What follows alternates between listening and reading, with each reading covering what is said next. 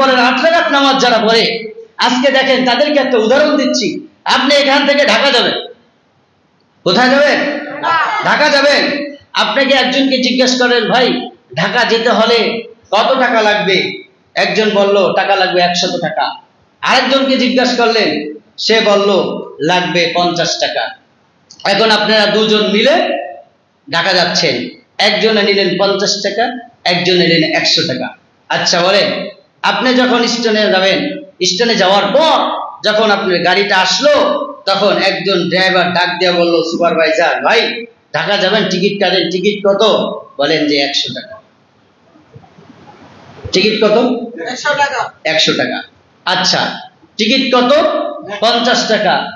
আচ্ছা, যে ব্যক্তি 50 টাকা নিয়ে গেছেন সেও ঢাকা যেতে পারবে, যে 100 টাকা নিয়ে গেছেন সেও ঢাকা যেতে পারবেন, যে শুধু 50 টাকা নিয়ে গেছেন আর যখন বলা হয় যে 100 টাকা দিয়ে টিকিট কাটতে হবে, তাহলে ওই 50 টাকা ওয়ালা কি ঢাকা যেতে পারবে?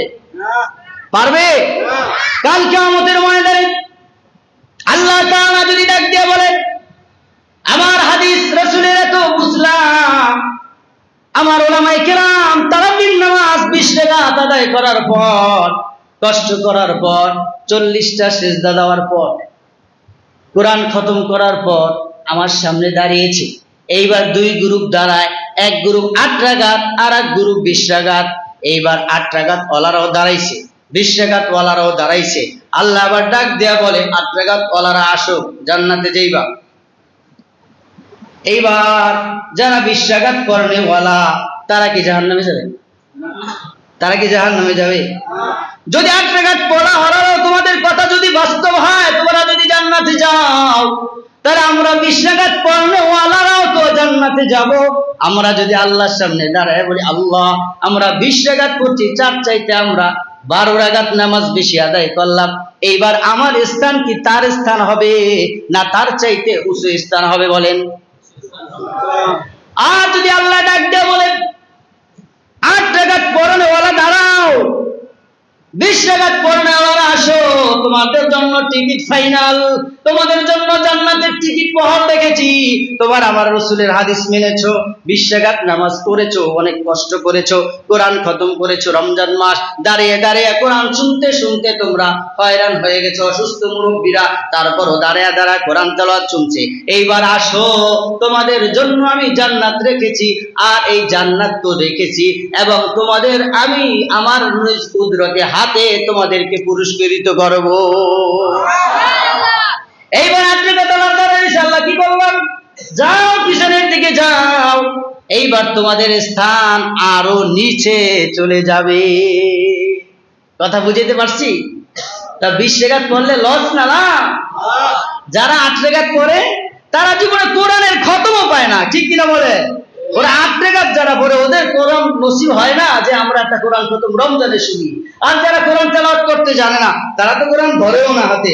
আর যারা তেলাওয়াত করতে জানে না, এলে নিজে নিজে পড়ে পড়ে একটা কোরআন খতম দেয়। যারা পড়তে জানে না, কপাল পোড়া, তারা তো ওই মসজিদে এসেও 8 রাকাত পড়ে চলে যায়। তারা তো 20 রাকাত পড়ে, তারা তো ওই তারাবির নামাজে একটা কোরআন খতম শোনারও তৌফিক হয় না।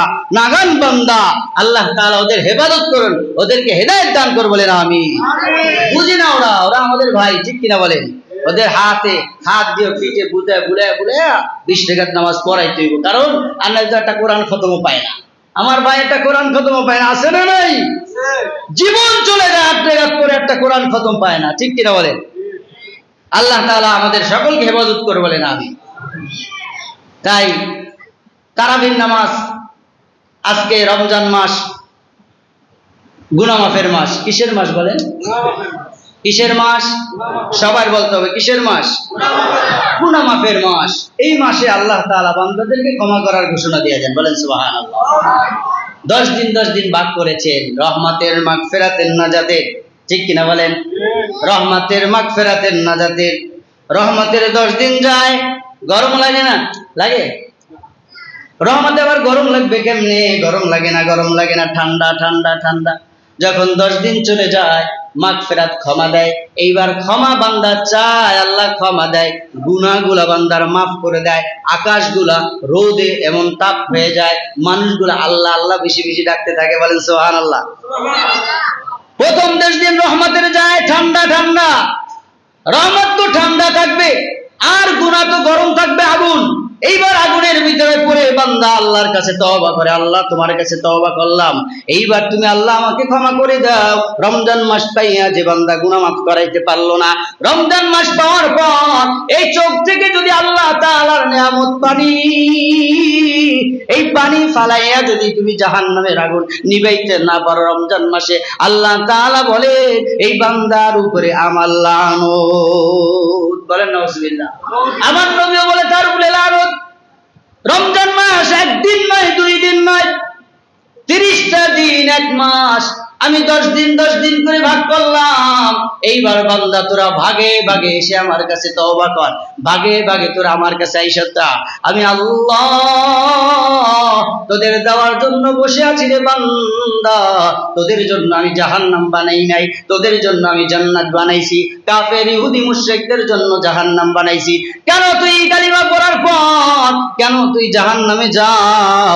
তোর জাহান্নাম থেকে মুক্তির জন্য তো আমি রমজান মাস বানাইয়া দিলাম, আমি রমজান মাস দিয়া দিলাম। এ রমজান মাস পাইয়া তোরা গুনাহ মাফ করাইবি, কারণ আল্লাহ নিজেই তো বলছেন রমজান মাস পাইয়া যে গুনাহ মাফ করাইতে পারলো না। কে বলছেন? আল্লাহ রাসূল বলেন আমিও তার উপরে বেজার। রমজান মাস পাইয়া গুনাহ মাফ করাইতে হইবে, মানে গুনাহ মাফ, নিজের গুনাহ নিজে আল্লাহর কাছে মাফ চাইতে হইবে। এটা দিয়ে বোঝা যায় নিজের গুনার জন্য আল্লাহর কাছে তাওবা করতে হবে। তাওবাতুন নাসুহা, যে আর জীবনে গুনাহ করব না, আর জীবনে নামাজ ছাড়বো না, আর জীবনে বড়র হক ঠকাবো না, আর জীবনে জুলুম করব না, আর জীবনে আমি নাফরমানি করব না। আল্লাহ এই রমজান মাস পাইয়া রহমত মাগফিরাত পাইয়া তওবা করলাম, আর জীবনে কোনো গুনাহই করব না। বলেন না সুবহানাল্লাহ। আল্লাহ খুশি, আল্লাহ কি